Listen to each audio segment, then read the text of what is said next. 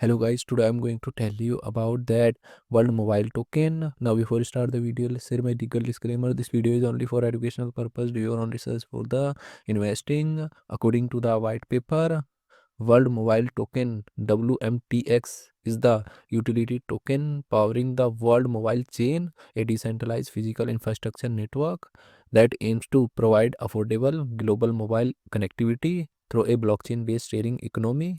Solves real-world connectivity. It targets the trillions dollar telecom industry by building a decentralized network to connect underserved population. Powered by a sharing economy, anyone can participate by operating network hardware, air nodes, or staking tokens to earn rewards, creating a user-owned telecom node model. Fueled by real utility, the token is used to pay for and reward all network transactions like calls, data, and digital services, linking its value directly to network usage. World Mobile Network token total supply is 2 billion and circulating supply is around 850.52 million WMTX token.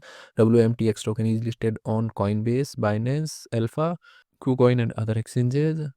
If I share my opinion with you, then this project up to 90% chances is that it is a legit or good project. So guys, don't take my opinion as a financial advice. Do your own research for the investing. Thanks for watching.